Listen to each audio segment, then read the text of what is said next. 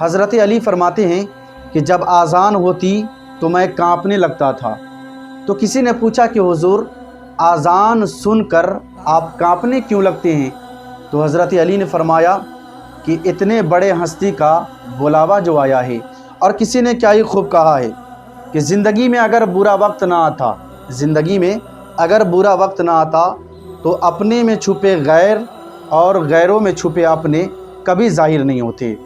اور کسی نے کیا ہی خوب کہا ہے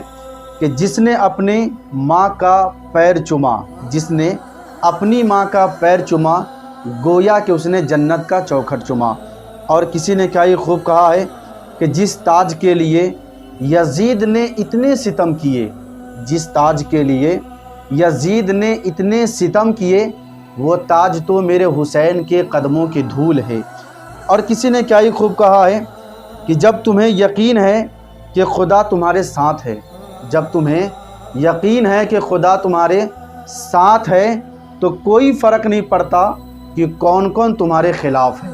اور کسی نے کیا ہی خوب کہا ہے کہ اپنی زندگی کو ایک امانت کی طرح گزار دو، اپنی زندگی کو ایک امانت کی طرح گزار دو، کیونکہ ایک نہ ایک دن مالک کو واپس کرنی ہے۔ اور کسی نے کیا ہی خوب کہا ہے کہ جب کسی کو تمہاری فکر نہ ہو، جب کسی کو تمہاری فکر نہ ہو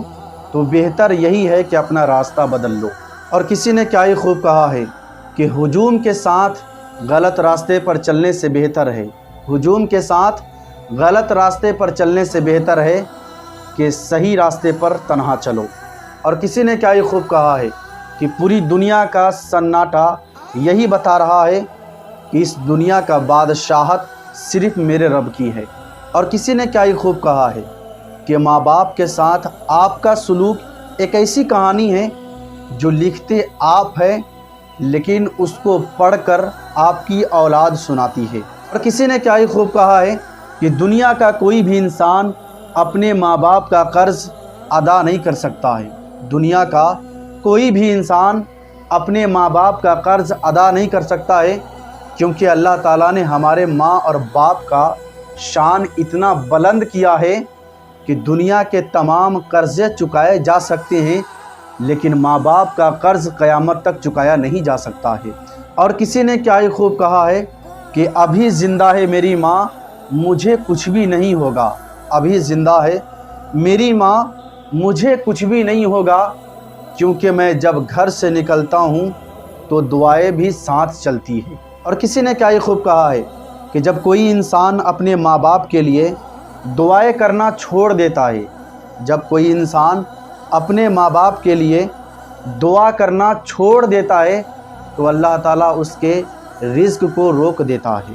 اور کسی نے کیا ہی خوب کہا ہے کہ پہلا پیار بھلایا نہیں جا سکتا، پہلا پیار بھلایا نہیں جا سکتا، پھر پتہ نہیں لوگ اپنے ماں باپ کا پیار کیسے بھول جاتے ہیں۔